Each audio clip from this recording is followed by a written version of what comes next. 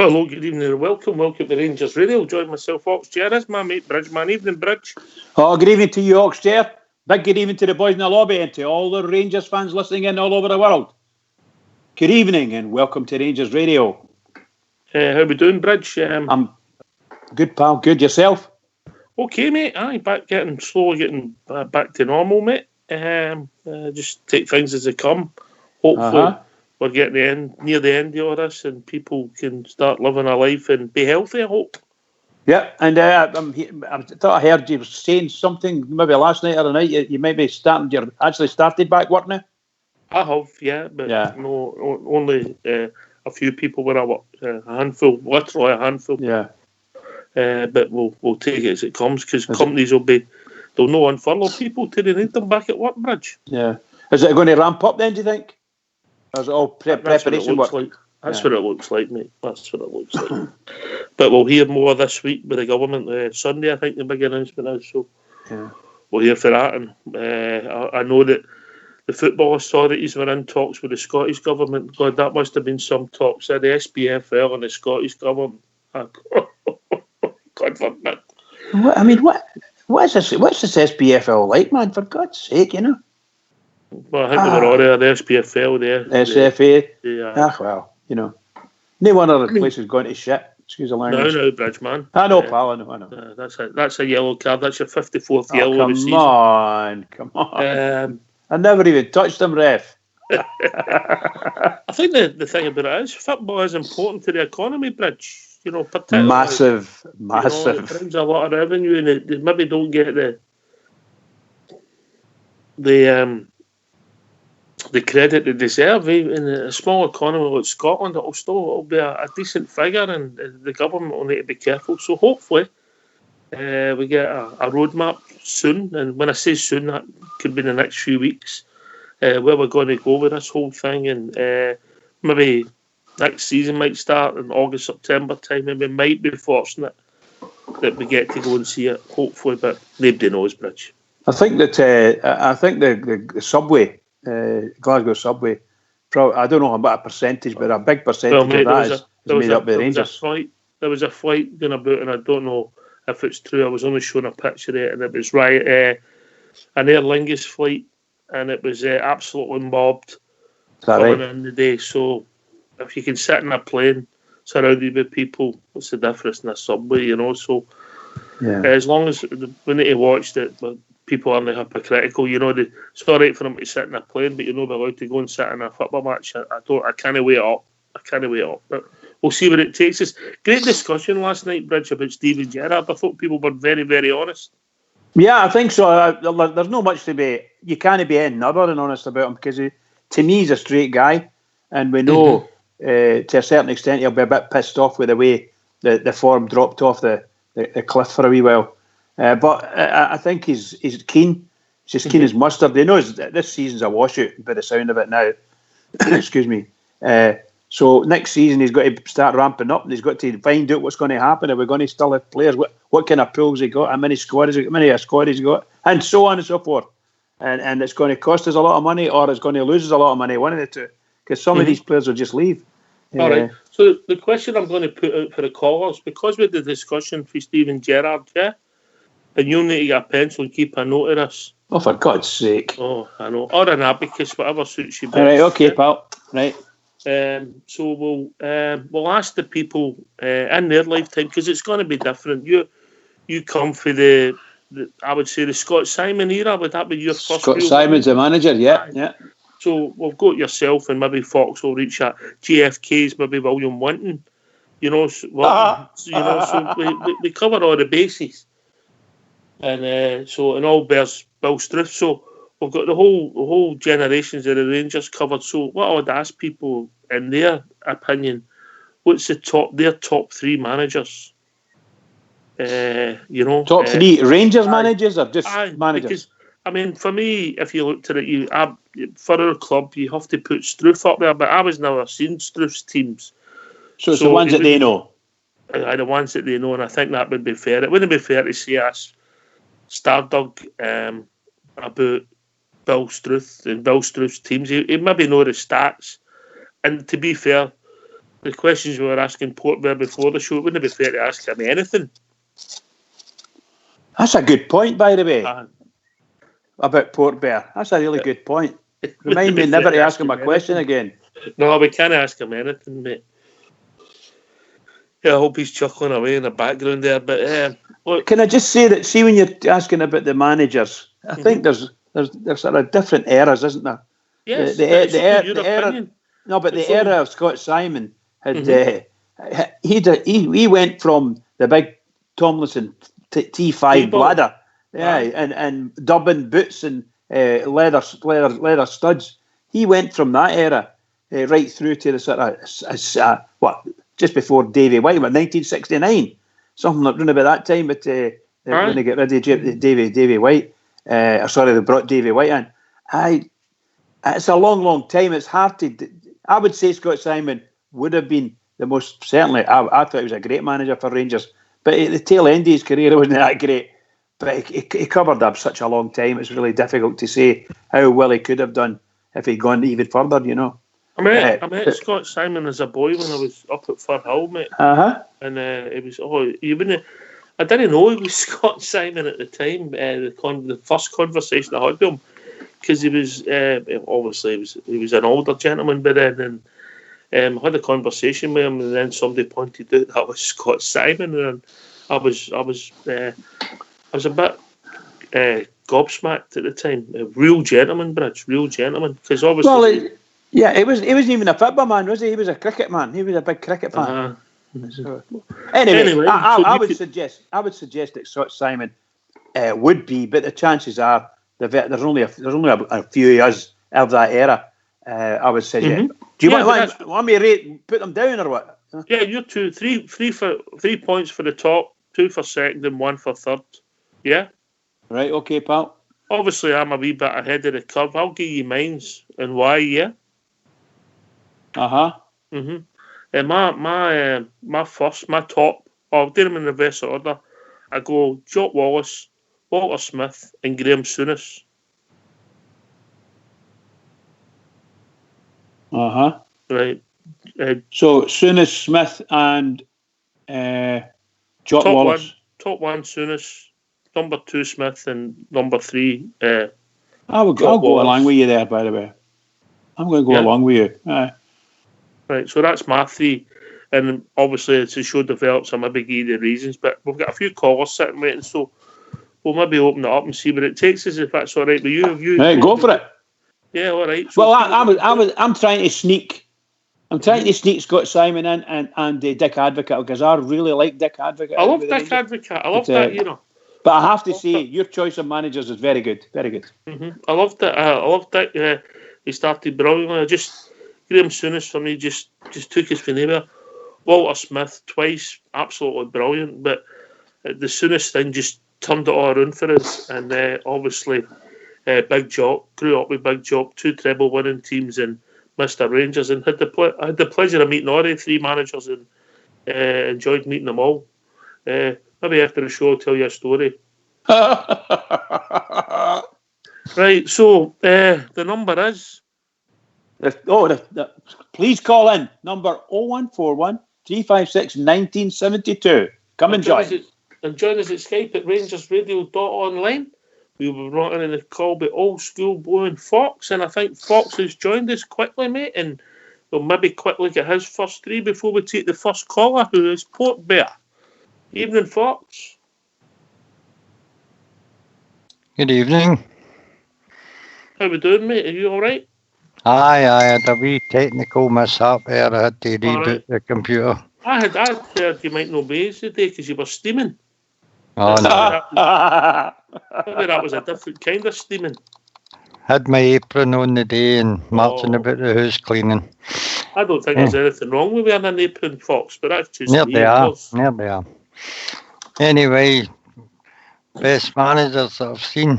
God, I've got a lot of choice. I've got Scott Simon, Jock Wallace, whoever else have I seen? Davy White, Willie Waddle, John Gregg. You can go right through them all, but my first top 3 would probably be Scott Simon. What is he, 3 or 2 your tops? Or top would be Scott Simon for the amount of championships he said he won. Mm-hmm.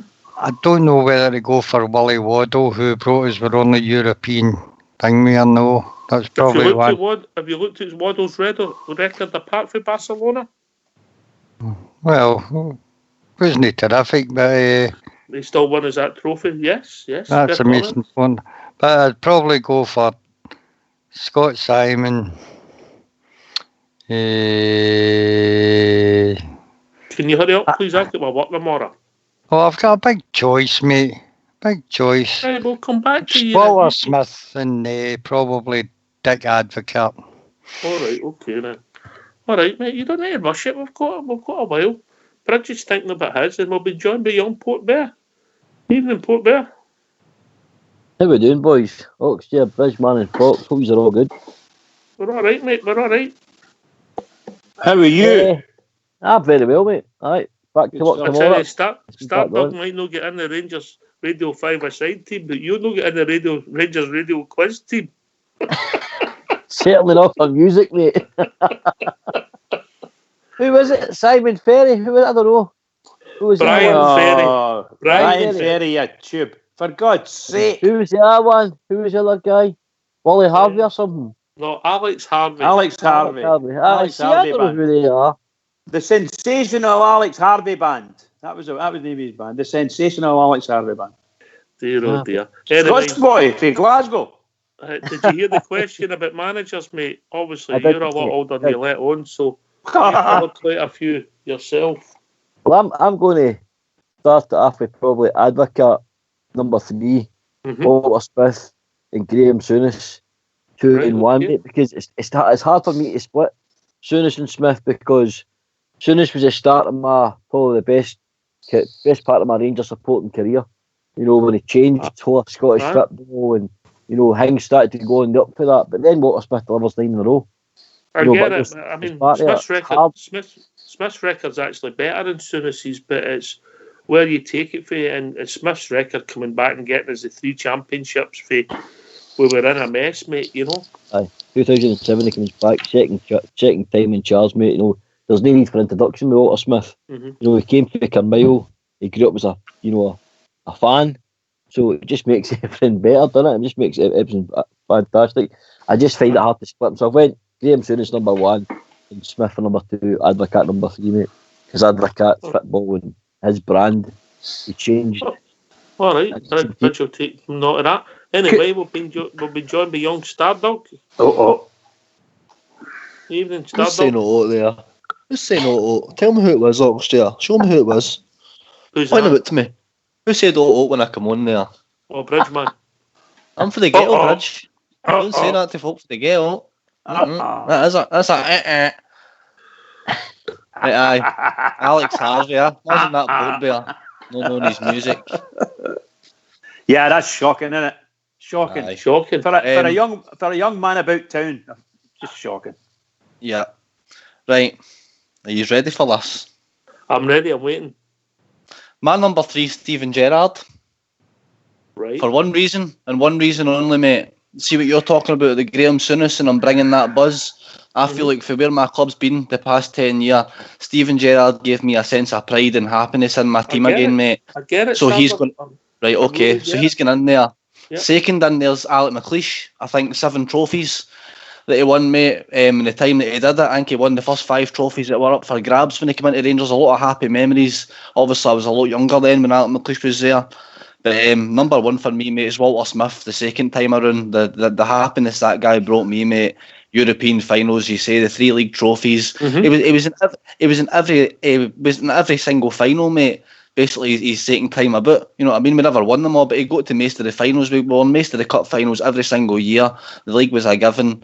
Just the happiness and the pride, mate. I always wondered what it was like in the 90s for Rangers fans when Walter Smith was there. And I've always thought, I wish I could be paid to that. And I feel as if I got a wee snippet, mate, in the 3-4 year that he was there. So he's the best manager for me, mate.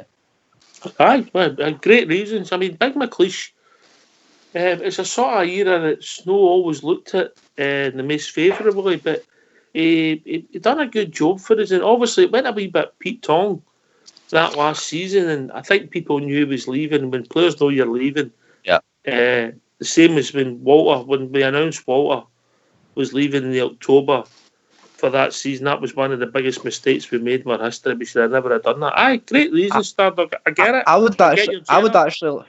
would actually like to see McLeish, mate, and how much he actually lowered the wage bill at Rangers, because I think he did an incredible job on his horns, mate, when he first came there.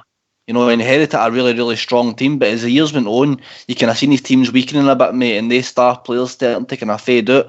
So I think the wage bill itself, mate, that he managed to reduce at Rangers as well. He did no bad on the pitch, mate, considering. We've got a Glasgow number that keeps phoning. If you just hang up, we'll phone you back. But if you keep ringing, we can't phone you. All right, we've also been joined by Mr. Motivator, Mr. Music, Mr. JFK. JFK. Come on, spin those sounds now. DJFK. Play that funky music, white boy. Good question. What was Alex Harvey's only number one?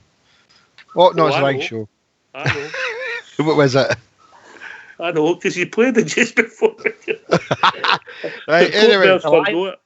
Delilah. Well done, well you done.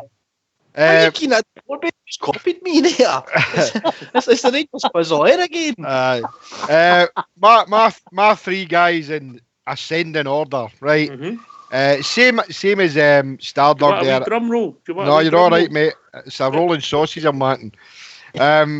Same reasons as Stardog. For me, Alec McLeish, number 3. Oh, right. I think Alec McLeish had a fantastic record at Rangers. You know, I think it was underestimated a lot of the times. I agree with his last season.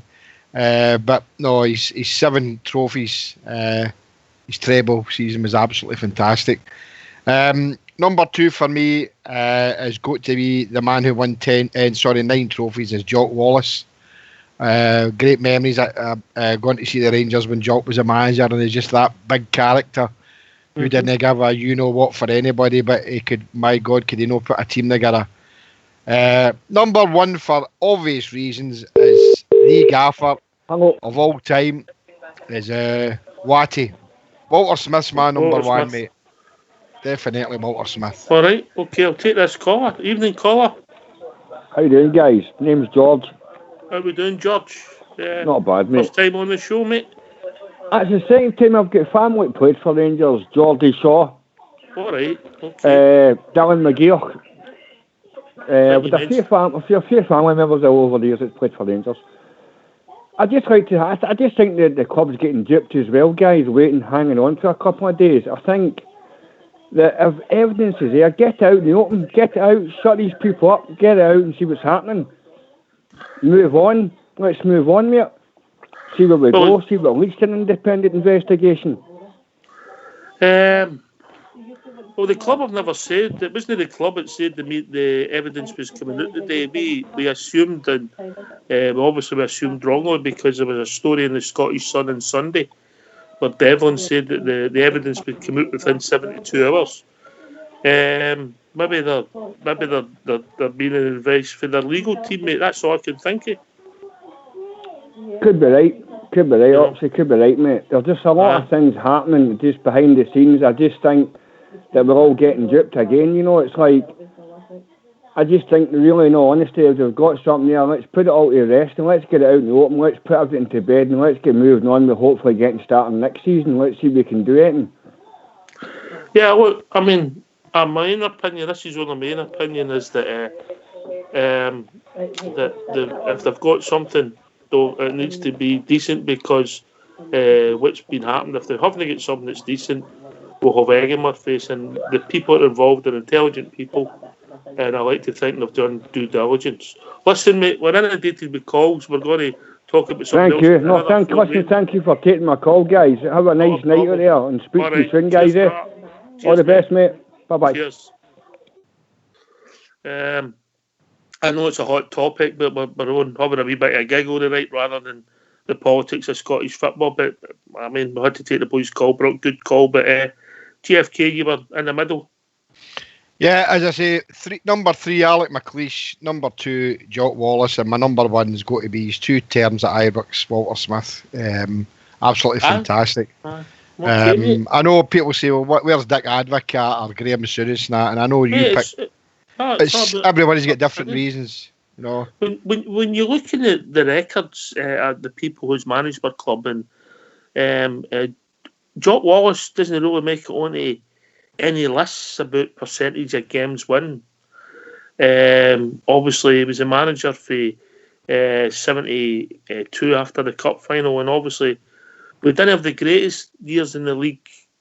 JFK and Bridge, I mean, 73, 74, then we won it in 75, 76. We didn't have a great year in 77. So stats, but then you can also come back with the fact that he won the league to stop their run. Then he won a treble. Then he had a barren year, and then he won another treble. Yep. And that's something that Graham Souness has never ever done. Graham Souness never won the Scottish Cup, mate. That's right. Aye. With some disasters under Souness in the Scottish Cup. Aye. Great point you made about Alec McLeish, mate. His win percentage. Yeah? Yeah, definitely. You can make it mean anything. It's above Souness and Walter Smith. Yeah. As Stardog said, you know, I mean, he picked Alec McLeish as well in his three. But I think he's one of the most underrated managers at that time. I thought he was a great manager for Rangers. And if Steven Gerrard did go on pastures new in the future, that's somebody I would welcome back with open arms. No, that ship sailed, mate. But I'm saying, but I'll tell you after about why that ship sailed. Well, there you go. Anyway, he's my number 3. Aye, great job, great guy, decent fella, mate. Yeah, decent fella. Yeah. Right. So, if people want to join us, give their thoughts, it'd be really interesting. Bridge, if you whittled away and got your thinking. Well, I'm going to. Oh dear, I'm actually following you. Right. I'm trying to find a slot. I'm starting at Souness, number 1. But in front of Souness, believe it or not, in brackets, I've got what do you call him? The manager of my day, Scott Simon. But I believe Souness, Smith. I'm stuck between Wallace and Advocaat. I'll go with Wallace. I'll just follow you. Souness, Smith, and Wallace. They're fantastic for me. Fantastic. There are some slots in there I would like to put other managers, and I think they would do well. They would do well. Would anybody argue that potentially that they 2 seasons, maybe under Advocaat, was maybe some of the best football we'd ever saw? Oh, wonderful! Just wonderful players. Wonderful set of players they brought over. Oh my God! Skillful stuff. It was a good team. It was a team. I mean, obviously the thing about it is it's longevity and how you leave and different perceptions for people. But anybody get a different view that was some of the best football we'd ever played? Fox? I picked him as my number 3 because of what he done, mate. He brought in class players and he developed a really good footballing side that I think most Rangers supporters really enjoyed at the time. And a lot of the players, mate, went on to far, far bigger things in world football and European football. I thought his signings most of them were tremendous, mate.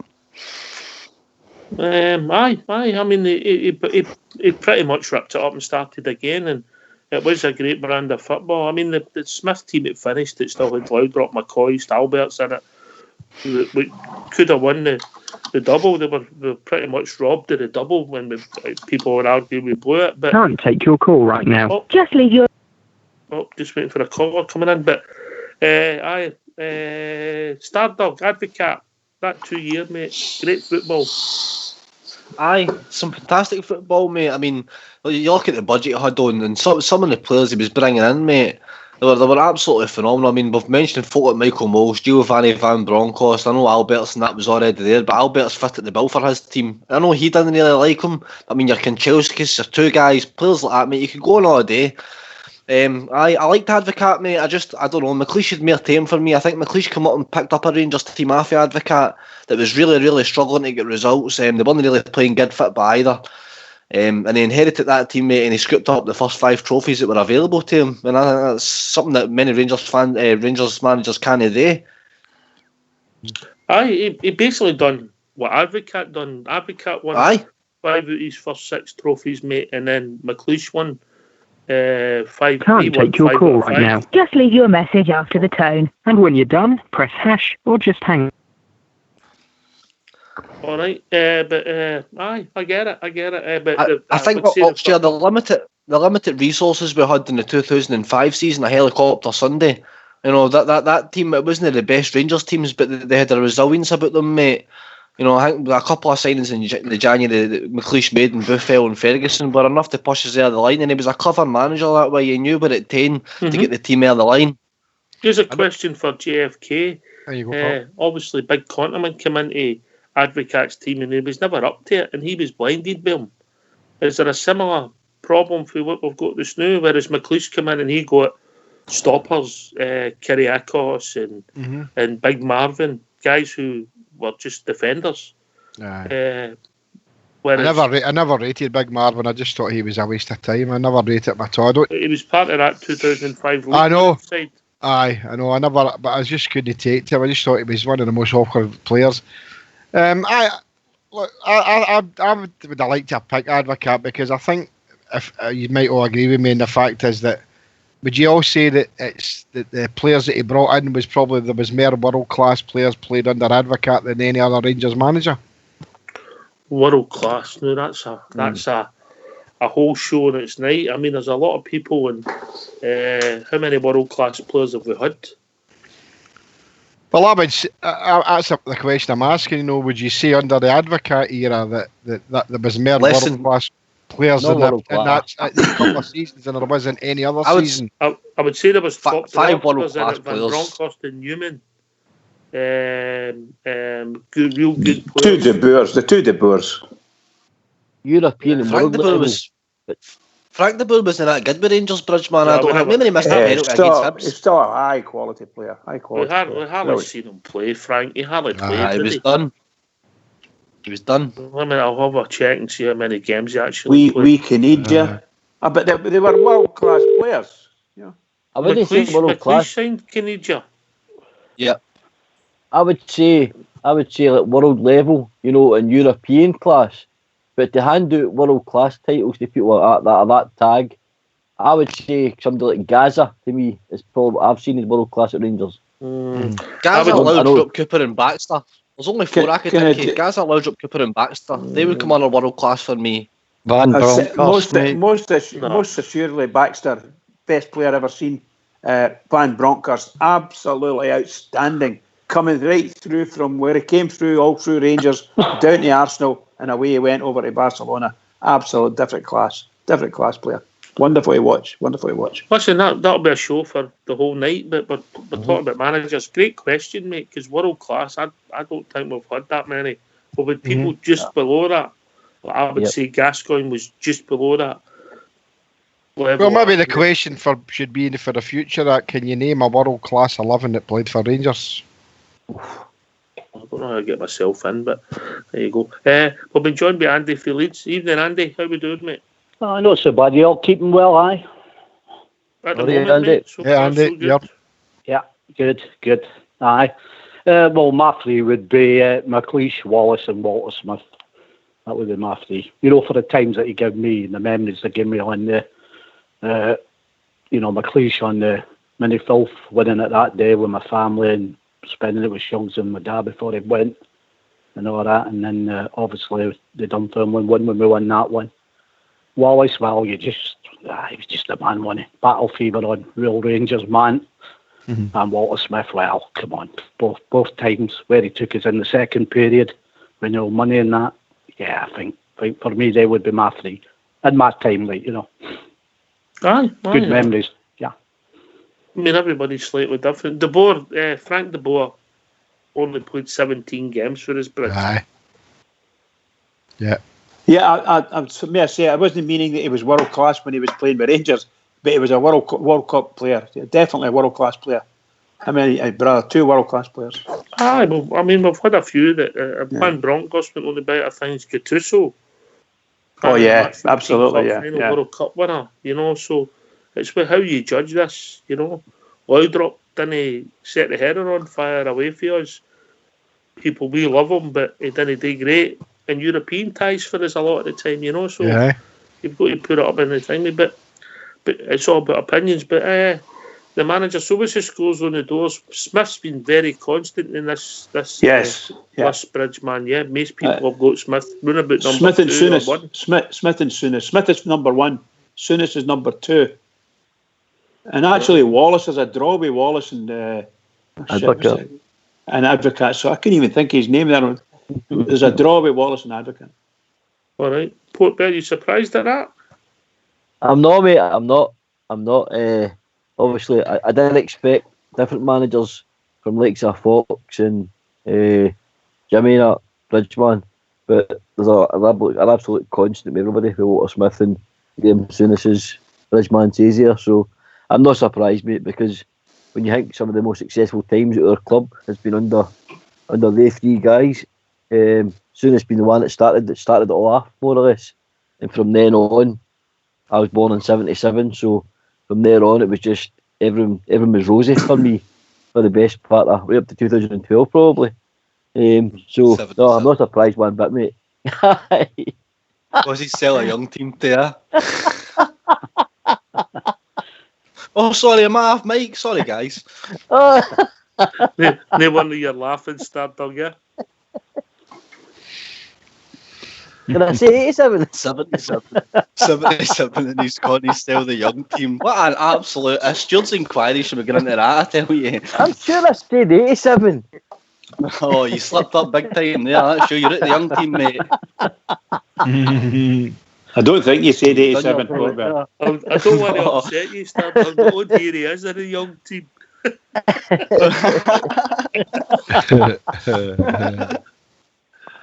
But I don't think that many folks said Souness. I don't remember Souness getting mentioned that often. I think Oxshire said him and that was it. No, I said him. Most people said him, pal. I've got most people. 3 folk have said McLeish. I thought he'd be up there. He's not there. Only two gave McLeish. Only 2. He got a few third places, didn't he? Yeah, he did. He did. So, mate, 3 of them. I don't see. To be honest, Jock Wallace was everybody liked Jock Wallace, but whether in fact he would have been number 1, no. I think Smith made it to number 1, and Souness right behind them. Personally, I would have said Smith. I'd have said Souness and then Smith. That's my own personal opinion, you know. But it's quite surprising. Well done, everybody. Yeah, Jock Wallace. I mean, there's no many people managed this twice, and there's only him and Walter, really. I mean, obviously there's people done it stand-in, etc. But as real managers, there's only him and Walter who have done it twice, and maybe people when Walter come back JFK the second time about maybe thought, this will no work, but God, it worked for us, Walter, didn't it? Oh, I mean, you talked about Graham Souness there, giving us a lift that we needed at that time, Oxshire, but my God, Walter Smith certainly gave us that lift when he come back for his second coming, and absolutely fantastic. The amount of trophies that he won with the Rangers, and that's why for me he's got to be my number 1. No disputing what Dick Advocate's done, but I would say that Walter Smith was a bigger for me manager than Graham Souness, and I understand why you picked Graham Souness because the pull that he had and the players he managed to bring with him. But my God, Walter brought Gaza to Ibrox, and for me that was one of the biggest things ever for Rangers. I think that's a great point, JFK. But I think what Walter done was he carried on, whereas we were starting. We finished 5th in the league the year that Souness came in the door. So once again, we were on a low ebb, and I think it was just the excitement for me personally. I think also a lot to do with some of the things as the age had at the time. Yeah. Oh, definitely. Definitely. You know? But listen, I'm not decrying Smith, not decrying his record or whatever. I give you mine for a reason, and I'm not saying that Souness's record was better than Smith. I don't think it is, but I just think that what he done and how he done it, and he was an arrogant Bridgeman, wasn't he? Magnificent B, wasn't it? Magnificent B, I'll tell you. I loved him. He had swagger, he had class, panache, you name it. And he liked his tackle, Stardog, didn't he? Oh, the man loved a tackle, mate. Loved a tackle. No, I'm surprised. Is it fair to say, Oxford, when you're saying, Ken, it's a lot to do with the age and things like that, is it fair to say that Graham Souness brought just something that Rangers needed at the time, and much the same as what I was talking about Steven Gerrard? He brought something that was much needed and gave everybody that buzz. There's a lot of similarities. That's what I've said a few times, Stardog. I see a lot of similarities with that, with Stevie G coming now, and with Graham Souness at that time in '86. So Steven Gerrard's, there's similar things, and let's hope he does get the success going. We're all craving for the success to happen for him. But just kind of going, I'm quite surprised that there was only two he's actually picked. Alec McLeish. There's quite an age spectrum there between myself and Stardog. You know how that, everyone. Andy came in with McLeish. Andy McLeish. Did he? Oh, did Andy have McLeish? Sorry, yeah, Andy. I said McLeish as well. Yeah. I'm quite surprised that there was he never get more votes, but that's what the beauty of this is, that how we all. I mean, obviously Fox and Bridgman can go back to Simon and things like that. But I mean, I obviously can't go back to Winton because he only stayed next door to me in that Oxford, The only Winton you remember is Dale. Oh, hey, a good night with Dale, I know. Hey, don't knock it. I've always said, Port Bear, don't knock it till you've tried it, mate. You see him in I'll tell you what, Jimmy. You see him Jimmy's always been consistent in that. I've always said, once you get past the smell, it's all right. Oh, God. I hate Marmite. It smells terrible. Jimmy, I'd like to take the Third Amendment on that one. Well, I have a few. You know what I mean there? Oh, definitely. I don't know how you go with that, JFK. Your mind is like a sewer. Andy, McLeish. Yeah. Unlucky. Did we let him go too soon? Was it? Well, I think what happened with Alec McLeish there, like as the trophies is one, like, but as we know at the time with what the Dutch are like, when they want to play, they're brilliant, and then when they don't want to play, they fall out amongst themselves. I think even Dick Abercat said that, didn't he? He was getting fed up with them falling out amongst themselves, like, and there was that famous line, wasn't there, that Vatter has said that if McLeish said move that way, half of them would move the other way. Like, I think they carved him up a wee bit there. Like, I think he was great for us. I mean, as I said, the two championships he gave us, I'll never forget them. Great moments with my family, and nearly bringing the tear to me. I know thinking about it, like, on the world class players, for your other show, I would have Sandy Jardine in there. I think he was well before his time, and I think he had his own in any league, even at this stage we're at now.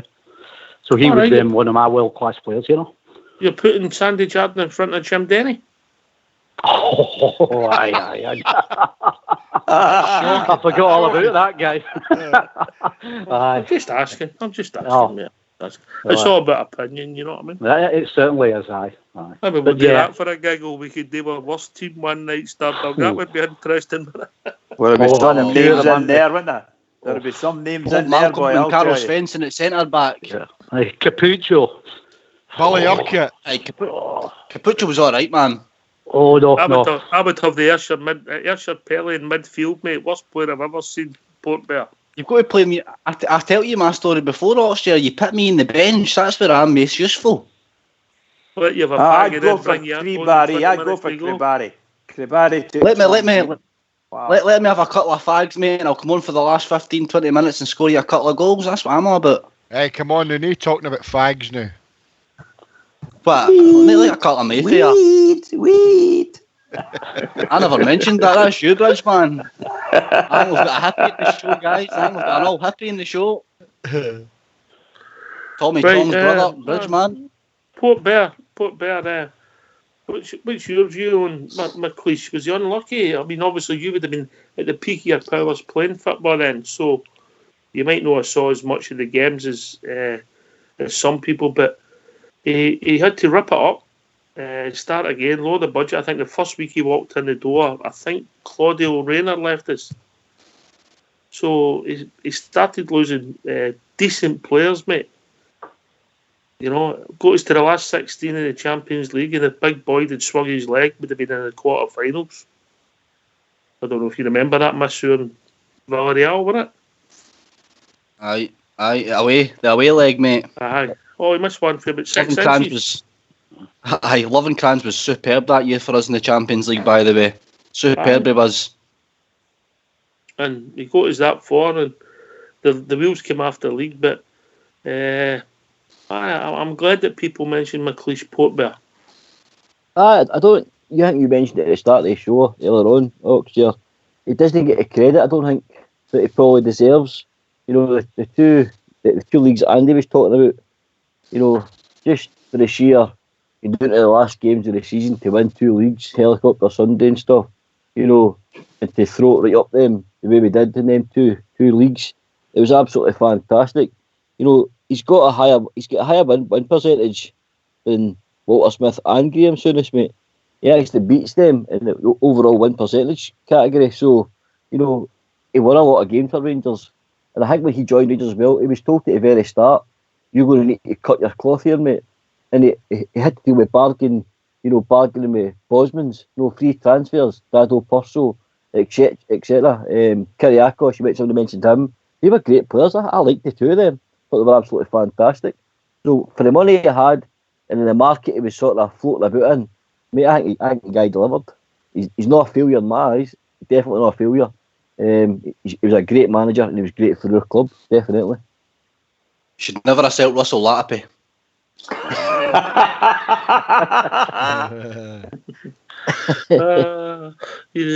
All Stardom Kings onto a grudge. What's also interesting at GFK, that Willie Waddle, he like Wallace, mate, he doesn't make a lot of lists, whereas Davy White does in games won, etc., but obviously never delivered any trophies, or was he done? Was Davy White, was he not given enough time? I know you might be a bit young for that, GFK. No, well, I went to see the Gers for 1966, so when I started to go and see the Gers, the following season, that's when Davy White came in. He came in November, the Christmas time, about that end of November, I don't know.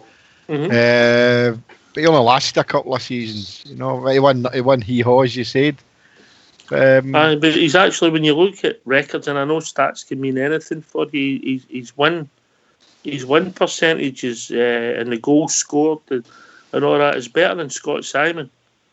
Aye, but also forget I said that, his goal scored. Well, I'm not looking at the screen, but also don't forget the man that took air for Davy White was Willie Thornton, and he won Hee-Haw and all. Well, Willie Thornton was only there for a couple of games. It was Willie Waddle. Willie Waddle came in. Aye, we know. And the Willie Waddle thing for a lot of people, I heard what Fox said earlier on. I mean, the Valhalla for is that the Cup Winners' Cup in '72, but over and above that, he only won a League Cup. And the man that took care for him obviously was Jock, and he had a fantastic record of 8 trophies. So, I agree with Davy White. I think there was a lot of things happening at Ibrox at that time. That a lot of reshuffling about, and for whatever reason he wasn't. I mean, it took you when obviously I knew the history of the Rangers. I mean, I hadn't seen it. Any games, I don't think, maybe 1 or 2 when Scott Simon was there before Davy White took care. But I mean, Scott Simon had a fantastic record. It's longevity as well, mate. Davy White came in 67, 68.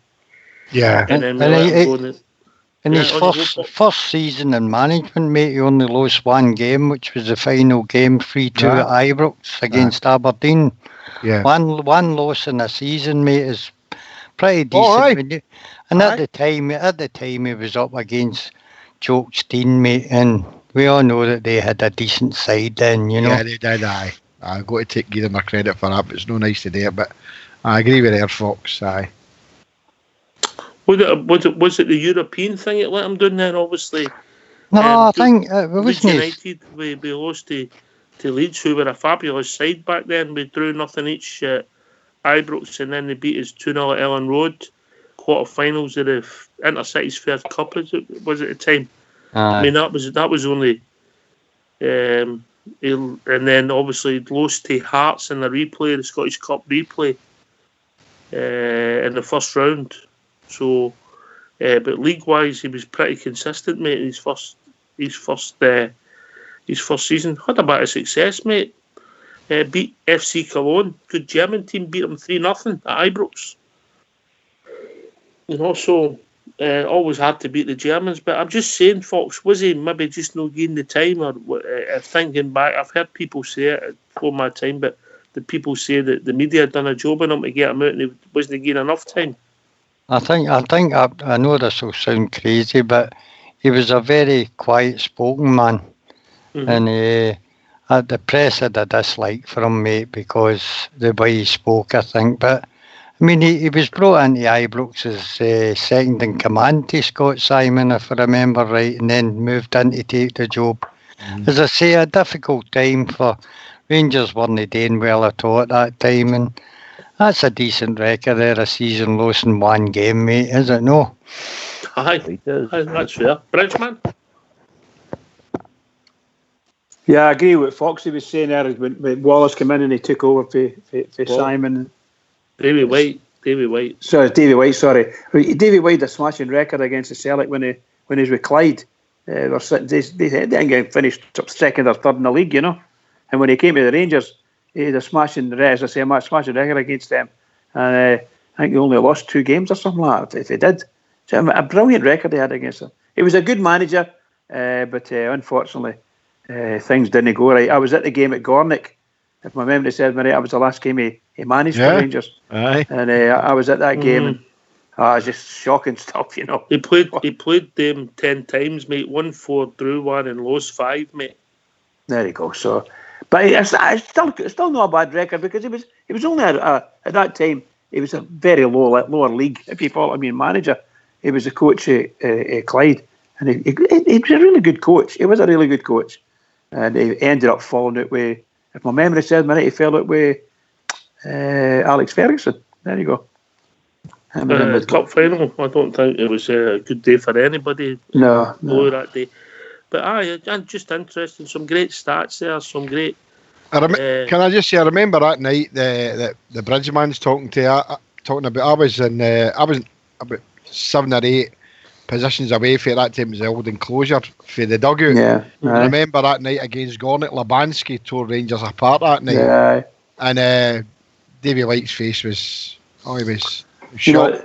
There was a great move, and the ball came across, and I think Steen managed to flick it on, and it landed at Bud Johnson right on his left foot. Yep. And for some reason or other, he hit the ball, and the net bulged, but it was a side net, and it was, everybody was so distraught. They thought, this is it, I think we were leading 1-0, something like that at the time. Aye. And everybody just messed about, and the goalkeeper ran out, picked the ball up, and took the goal kick and got it up the park. And 2 or 3 passes later, Labansky gets the ball and puts it in the net. You're like, wait a minute, what have we done here? Well, I think it was Labansky anyway.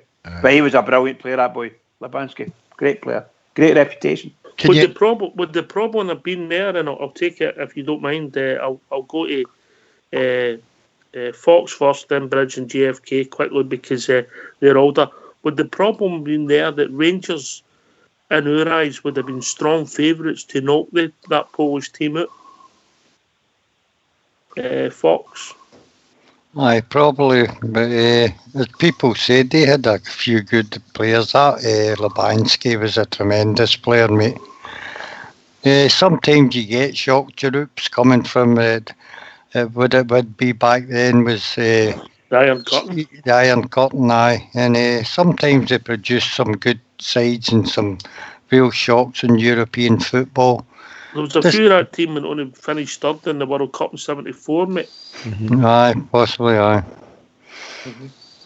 Would that have been the problem, Bridge? Then JFK would have been favourites to beat them, and then that's it, it's a disaster. And then, well, honestly, it was most assuredly a disaster, because we were favourites. I think we were leading 1-0, and all of a sudden everything changed. The ball went up the park, and we were still ruining the chance that Bud Johnson had, and we were playing brilliant against them.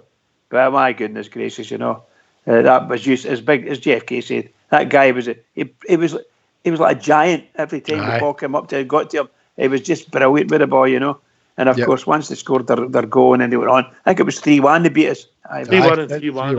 I think Big Person scored the goal away from home. He was a big player at Bridge, wasn't he? Oh, brilliant. Orange person.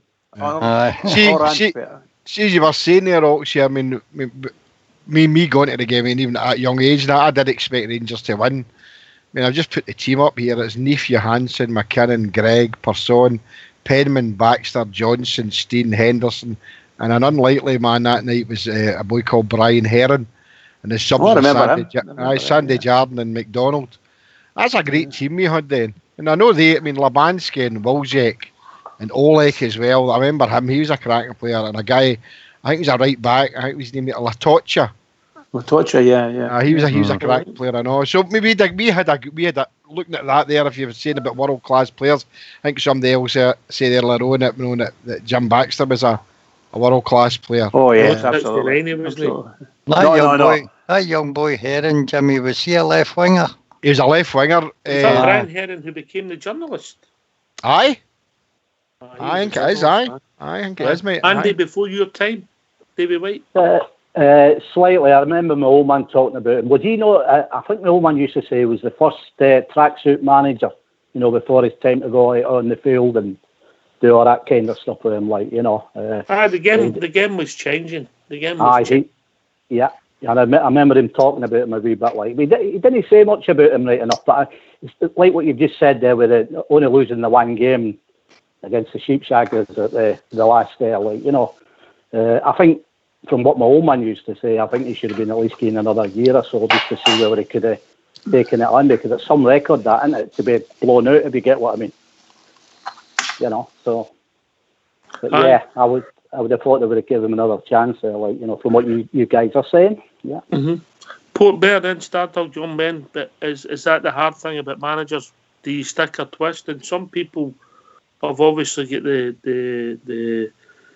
the question will be asked to our manager going forward: should you stick or twist quite quickly in the new season if anything goes wrong? It's definitely just the new mate. Football management's cruel. We've seen managers bag within.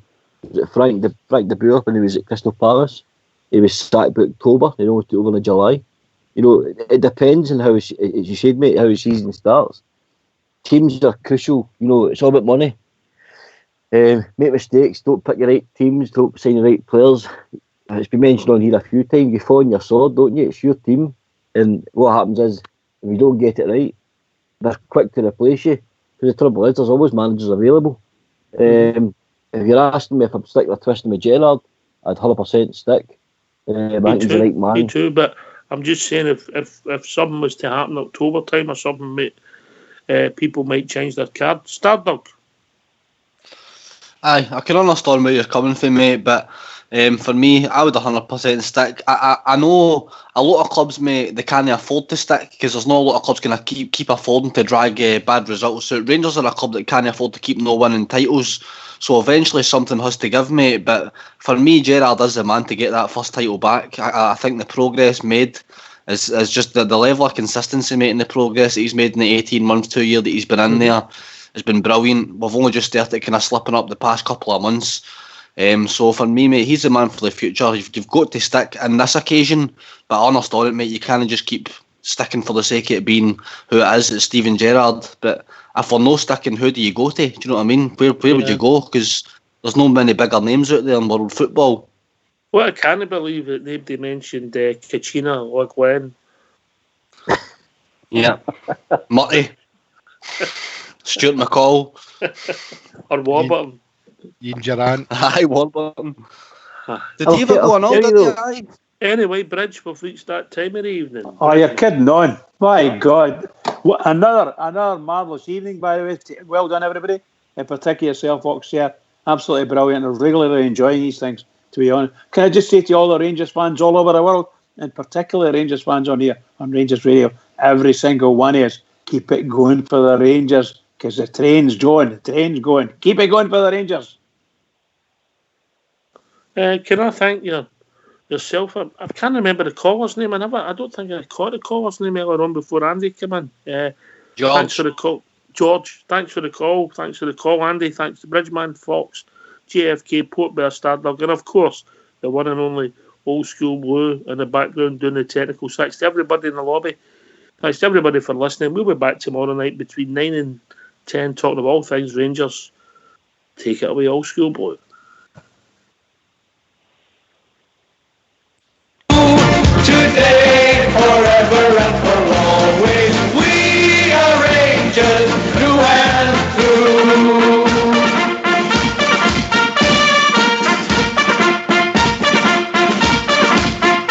Well, the legends come and the legends go, but Rangers live on just the same. For a new one's born when the blue shirts won, and we all remember their name. We are the legendary Rangers. We wear the legendary blue. Today, forever and for always, we are Rangers through and through. And there is no doubt what we're all about when we face the world and say, bring it on some more, 'cause you know for sure that we don't